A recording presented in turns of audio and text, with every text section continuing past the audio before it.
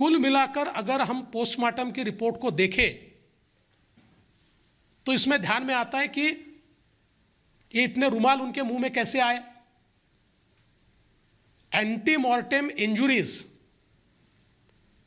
ये ऐसी जगह पर है कि जिससे बिल्कुल स्पष्ट रूप से ये दिखता है कि कहीं ना कहीं बहुत दबा के बांधा गया है। उनका दम घुटे इतना वो रुमाल और सारी चीजें बांधी गई है। और जो पोस्टमार्टम रिपोर्ट मैंने देखा उसमें उनके लंग्स में पानी नहीं। आज मीडिया में मैं कोई रिपोर्ट देख रहा था कि कोई और टेस्ट है और लंग्स में पानी, पर पोस्टमार्टम रिपोर्ट में उनके लंग्स में पानी नहीं है। और ऐसा हो ही नहीं सकता। अगर पानी में गिरकर वो मरे तो लंग्स में भरपूर पानी होना चाहिए, लेकिन वो दिखाई नहीं पड़ता। तो सीधा मतलब यह है कि उनकी हत्या हुई है। और हमारी मांग ये है, अभी तो एनआईए ये बम विस्फोट या वो जो जिलेटिन वाला मामला है उसकी जांच कर रही है और उसी में उनको अरेस्ट किया है। और हत्या का मामला या मनसूख के मौत का मामला जो है ये अभी भी एटीएस के पास है। मुझे पता नहीं क्या प्रॉब्लम है, पर उसमें जिस प्रकार से एटीएस ने कार्रवाई करनी चाहिए ऐसी कार्रवाई होती हुई दिखती नहीं है। क्योंकि इतने सारे एविडेंस मेरे जैसे पुलिस के बाहर के व्यक्ति को अगर मिल सकते हैं तो मैं दावे के साथ कहता हूं कि पुलिस के पास इससे ज्यादा एविडेंस है। और इतना ही नहीं, तो एटीएस और एनआईए ये दोनों के पास कुछ ऐसे टेप्स हैं जिसमें मनसूख की आवाज है और जिसमें वाजा ने उनको क्या क्या कहा है इसकी पुष्टि भी होती है। तो इतने सारे एविडेंस होने के बावजूद अभी भी जो उनके मौत की केस है उसमें एटीएस की ओर से शुरुआत में कुछ एक्शन दिखा, उसके बाद एक्शन दिखाई नहीं पड़ता। अब हमारी मांग तो यह है कि चूंकि ये कनेक्टेड मामला है, वैसे तो पहली कार्रवाई एटीएस ने करनी चाहिए थी और उनको ये हत्या के मामले में अरेस्ट करना चाहिए था और उसके बाद उनकी कस्टडी एनआईए को जानी चाहिए थी। लेकिन एटीएस ने उसमें देरी की है। और अब कनेक्टेड मामले में हम तो ये मानते हैं कि अब हत्या का मामला भी, चूंकि ये कनेक्टेड मामला है और वो सबसे बड़े इसकी कड़ी है मनसूख हिरन जो है, इसलिए वो मामला भी अब एनआईए को टेक ओवर कर लेना चाहिए। और उसमें भी जो सबूत आज एनआईए के पास है या एटीएस के भी पास है, मैं कोई एटीएस पर अविश्वास नहीं दिखा रहा, पर कहीं ना कहीं मैं समझ नहीं पा रहा हूं कि क्या एटीएस पर कोई दबाव है। मैं दबाव है ऐसा मेरा कहना भी नहीं है, पर जिस प्रकार के एक्शंस होनी चाहिए वो होती हुई मुझे दिखाई नहीं पड़ती।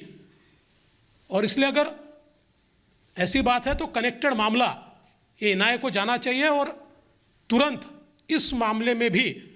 और मेरा मानना ऐसा है कि इस मामले में ये जो सारा घटनाक्रम है ये अकेले सचिन वाजे नहीं कर सकते। और इसलिए इसमें कौन कौन है इसका भी विचार कि निश्चित रूप से किया जाना चाहिए। कुल मिलाकर मुझे यह दिखाई पड़ता है कि फेलियर ऑफ पुलिस नहीं है, यह फेलियर ऑफ गवर्नमेंट है। क्योंकि सरकार ने ऐसे व्यक्ति को जिनका पास्ट पता है क्या है उसके बावजूद इतनी इंपॉर्टेंट जगह पर बैठाया। इसका मतलब कोई ना कोई ऐसी चीज सरकार की है कि जिस चीज के कारण उनकी मजबूरी है कि उनको बैठाना है। और जिस प्रकार से हमारे मुख्यमंत्री जी प्रेस कॉन्फ्रेंस में उनको डिफेंड कर रहे थे, सरकार जिस प्रकार से हाउस में उनको डिफेंड कर रही थी, अगर इतने सबूत मेरे पास नहीं आते तो शायद उसको तो महात्मा ही ठहराया जाता। क्योंकि सवाल पूछा जा रहा था कि ये क्या ओसामा बिन लादेन है, इस प्रकार के सवाल पूछे जा रहे थे। तो इसलिए मुझे लगता है कि कुल मिलाकर इस मामले की तह तक जाना होगा और जिन इंटरेस्ट के साथ, जिन इंटरेस्ट को प्रोटेक्ट करने के लिए उनको वहां लाकर बैठाया सरकार की ओर से, उससे इसका क्या ताल्लुकात है, उससे इसका क्या संबंध है, ये भी हमारी जांच एजेंसीज को ढूंढना पड़ेगा, ऐसा मेरा मानना है। आप लोगों को कुछ सवाल हो तो पूछ सकते हैं। देवेंद्र पराशर। सर, आपने बताया कि 2018 में शिवसेना की तरफ से आपके ऊपर प्रेशर था, क्या वो प्रेशर सीधे उद्धव ठाकरे की तरफ से था और इस संबंध में बातचीत की? देखिए, उद्धव जी ने मुझसे फ़ोन पे बातचीत की थी उस समय, और उनके जो कुछ प्रमुख मंत्री थे वो मेरे पास आए थे। Neeraj, ABP news. सर, आरोप ये भी है कि सर परमवीर सिंह भी आपके खास माने जाते हैं, लेकिन इस पूरे मामले में परमवीर सिंह का नाम कभी आपने लिया नहीं। मेरे खास मानने का कोई सवाल नहीं है, वो मुंबई के सीपी थे, आज उनको ट्रांसफ़र किया हुआ है, और मेरा तो सीधा कहना है कि ये परमवीर सिंह या सचिन वाजे बहुत छोटे लोग हैं, इनका नाम लेके ये कभी गुत्थी सुलझने नहीं वाली है। इसके पीछे किसका आशीर्वाद है, मैं तो आपको बार बार इंगित करने की कोशिश कर रहा हूँ, इसकी जांच होनी चाहिए। अब जी। Sir, today Paramveer Singh has been shunted out. Why do you think he has been shunted out of his post from as the Mumbai Police Chief, sir? नहीं, देखिए, सीधी बात तो ये है कि उनकी जिम्मेदारी तो है ही, उससे वो कैसे भाग सकते, क्योंकि ये तो डायरेक्ट उनको रिपोर्ट करते थे। लेकिन मैं वापस कहना चाहता हूँ कि सचिन वाजे को ऑपरेट करने वाले कुछ और लोग सरकार में बैठे हैं। आप परमवीर को तो बाजू कर दोगे, वो तो पुलिस कमिश्नर थे, आपने उनके तबादला कर दिया, लेकिन सचिन वाजे को ऑपरेट करने वाले जो सरकार में बैठे हुए लोग हैं, उनकी जांच कौन करेगा, उनका फैसला कौन करेगा? आप पूछिए। सर, आज थोड़ी देर पहले मुंबई पुलिस कमिश्नर परमवीर सिंह को हटाया गया, क्या वजह रही, सरकार को अचानक से क्यों हटाना पड़ा, और क्या बचाने की कोशिश हो रही है अभी तक परमवीर सिंह को? देखिए, मैंने अभी उसका जवाब दिया हुआ है, और मैं बिल्कुल साफ ये कहता हूँ कि जब इस प्रकार के वारदात सारी होती है और उसके तार ये कहीं ना कहीं किसी न किसी की ओर इंगित करते हैं, ऐसे समय इस प्रकार का निर्णय होता है। मैंने तो पहले ही कहा कि परमवीर सिंह तो डायरेक्ट रिस्पॉन्सिबल, क्योंकि उनको वो रिपोर्ट करते थे तो उनको तो रिस्पॉन्सिबिलिटी लेनी पड़ेगी, लेकिन उनको रिस्पॉन्सिबल तय करके इसको समाप्त नहीं किया जा सकता। सचिन वाजे को ऑपरेट करने वाले पॉलिटिकल बॉसेस को ढूंढना पड़ेगा। किसी खास व्यक्ति की तरफ इशारा? देखिए, तो जांच एजेंसीज का काम है। आप पूछिए। सर, विनीत, आपके पीछे। हाँ, आपने कहा कि ये जो घटना है फेलियर ऑफ पुलिस नहीं, फेलियर ऑफ गवर्नमेंट है, क्या आप नैतिकता के आधार पर इस्तीफा मांगते हैं मुख्यमंत्री को ठाकरे? देखिए, मैंने इस्तीफा मांगने से थोड़ी वो देने वाले हैं, मैं तो रोज मांगूंगा, लेकिन वो थोड़ी देने वाले हैं। आपने कहा था कुछ दिन पहले कि और बहुत सारी गुपित मैं खोलूंगा, सरकार की जिस तरह से कार्रवाई हो रही है इस प्रकरण में, उसको लेके आप क्या कहेंगे? नहीं, देखिए, अभी तो बहुत सी चीज़ें बाहर आई, उस समय नहीं आ रही थी, सरकार उसको रोक रही थी, क्योंकि देखिए ये बड़ा मज़ेदार केस है कि जिसने केस किया वही आयो था पहले, यानी हम कहते ना, सैया भय कोतवाल तो डर काहे का, इस प्रकार की अवस्था थी। और इसलिए उस समय मैं कह रहा था कि अगर ये सारी चीज़ें आप नहीं करोगे तो एक एक एविडेंस मैं दूंगा। अभी फॉर्चुनेटली जो एविडेंस मेरे पास थे वो सारे एनआईए के पास है, एनआईए ने वो सारे एविडेंस अप्रिशिएट किए हैं, उसके ऊपर कार्रवाई चल रही है। विनीत। सर, मैं जैसा कि पूछा कि आप कह रहे हैं कि जो सत्ता में बैठे हैं वही है, वो उनके पास खड़ी थी, तो क्या इस्तीफे की मांग कर रहे थे या फिर उन्हें कुछ दिनों के लिए वो वहां से हट जाना चाहिए? देखिए, मैंने वापस कहा कि ऐसी मांगे करके कोई फ़ायदा नहीं है, ये लोग हटने भी वाले नहीं है, लेकिन मैं एनआईए से और जांच एजेंसियों से एक्सपेक्ट करता हूँ कि भले ही कितना प्रेशर आए और कितने भी सरकार में किसी भी ओहदे पर बैठे हुए लोग हो, उन तक अगर ये कड़ी जाती है सचिन वाजे के ऑपरेटर्स कौन है ये ढूंढ के निकालना ही पड़ेगा। आप जी एक सवाल मेरा आपसे ये है कि आपने ये सचिन वाजे का पूरा कैरेक्टर बताया कि उनका किस तरह से सरकार के साथ वो रहा, नजदीकी रही।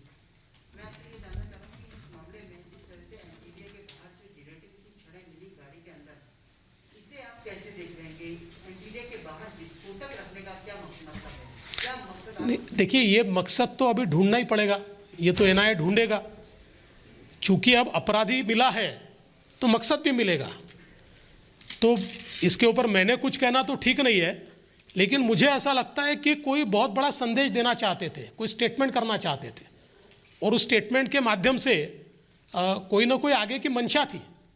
ये यहाँ तक लिमिटेड नहीं था, कोई ना कोई इसके आगे की मंशा थी, क्योंकि एक ज़माने में महाराष्ट्र में कुछ एनकाउंटर स्पेशलिस्ट का एक्सटॉर्शन रैकेट भी चला करता था, इस प्रकार का हमने सुना है। और किस प्रकार से वो उस समय एक्सटॉर्शन करते थे, इसकी कई कहानियां जो महाराष्ट्र से जुड़े हुए या हमारे जो महाराष्ट्र के पत्रकार यहाँ हैं, इनसे आप पूछ सकते हैं। इसलिए ये केवल जिलेटिन तक ये बात रुकती नहीं है, आगे मंशा तो पक्की है। आप एक मिनट। आपके एमएलए नीतीश राणे जी ने ये आरोप किया है कि इसमें इन्वॉल्वमेंट उद्धव ठाकरे जी के रिलेटिव है और उनका नाम भी लिया है वरुण सरदेसाई। तो ऐसे ही और कुछ इन्वॉल्वमेंट इनकी है क्या और उसके क्या एविडेंस है? और दूसरा सवाल, महाराष्ट्र कांग्रेस ने ये एलिगेशन किया है जो ब्लैक कार उसमें मिली है इस क्राइम सीन में, उसमें बीजेपी के कार्यकर्ता का भी हाथ है क्योंकि उसके साथ फोटो है। वो गाड़ी बीजेपी वाले की है। देखिए पहले तो मैं पहले बता देता हूँ कि कितना मूर्खतापूर्ण बयान है, इसका जवाब उसी समय दे दिया गया क्योंकि उस व्यक्ति ने बताया कि जिसकी कार थी जिसने बेची है वो उसका दोस्त है और दोनों ने मिलकर साथ में फ़ोटो निकाला है। तो कम से कम इतनी तो अकल लगानी चाहिए कि जब हम कोई आरोप करते हैं तो कुछ पुष्टि भी उसकी कर लेनी चाहिए, लेकिन उनको इंटरेस्ट केवल आरोप करने में है और वो ऐसे मूर्खतापूर्ण आरोप हमेशा ही करते रहते हैं। उन्होंने पहली बार नहीं किया है, इसलिए उसका जवाब देना भी मैं मेरे लेवल का नहीं समझता। दूसरी आपने जो क्या बात कही थी आपने, हाँ आपने जो बात कही थी, देखिए उसमें नीतीश जी ने जो आरोप लगाए हैं निश्चित रूप से कोई ना कोई विचार करके उन्होंने वो आरोप लगाए होंगे। मैं आज उसके ऊपर बोलूँगा, पर मैं इतना ज़रूर कह सकूँ कि मुंबई में बेटिंग का जो रैकेट है उस रैकेट के साथ कहीं ना कहीं सचिन वाजे या उनके साथ वाले लोगों की कोई ना कोई बातचीत चल रही थी। मेघा जी पूछिए। मेघा जी Ms. Farnas, you just said that you were called from Uddhav Thackeray back then. मैं सर इतना क्लैरिफाई करना चाहती हूँ कि उद्धव ठाकरे ने आपको फोन किया था for Sajjan Waze to be reinstated, is that correct? जी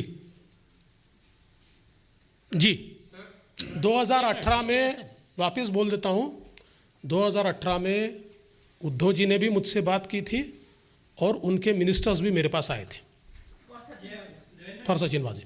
महाराष्ट्र में होम मिनिस्ट्री एनसीबी के पास है, अनिल देशमुख होम मिनिस्टर है, क्या इनको अनिल देशमुख जी को इसके बारे में पूरी जानकारी थी या वो पूरे ब्लाइंड में थे, उनको अंधेरे में रखा गया था? नहीं, इसके बारे में तो वही बता सकते हैं, क्योंकि आज जो मैं न्यूज़ देख रहा हूँ तो मेरे ध्यान में आया कि होम मिनिस्ट्री तो 3 लोग चला रहे, एक आदमी तो नहीं चला रहा है। आप पूछिए जी। Sir, the Agadi is giving the various statement, varying statement is coming from all the 3 different parties who are in the government in Maharashtra. How do you analyze that and what is your read of that? जी जी आपका क्या आकलन है, जो अगाड़ी group है, जो तीनों पार्टियां हैं, उनके वहाँ से अलग अलग स्टेटमेंट्स आ रही हैं, आपका क्या एनालिसिस है? देखिए इनमें समन्वय तो है नहीं, लेकिन अभी सब लोग अपनी जान बचाना चाहते हैं, छुड़ाना चाहते हैं, एक दूसरे की ओर ब्लेम डालना चाहते हैं, और हमारा कोई संबंध नहीं है, ऐसा अपना संबंध उससे दूर रखना चाहते हैं। लेकिन कुल मिलाकर जिस प्रकार का कुशासन है इसमें तो सारे पार्टनर है ही। जी दोबारा क्या? पूर्व मुख्यमंत्री रहे हुए हैं, बहुत सारे इस मामले के सबूत आपके पास है, आपके संज्ञान में है। क्या आपको लगता है कि मुख्यमंत्री उद्धव ठाकरे या मातोश्री के इन्वॉल्वमेंट के बिना ये संभव था? क्या उनका इन्वॉल्वमेंट देख रहे हैं आप? देखिए मैं गृह मंत्री रहा हूँ, इसलिए मैंने कोई भी चीज़ ये विचारपूर्वक कहनी चाहिए और सबूतों के आधार पर कहनी चाहिए, इसलिए मैं आज ये बात नहीं कहूँगा। चलिए आप लोगों का बहुत बहुत धन्यवाद सबका।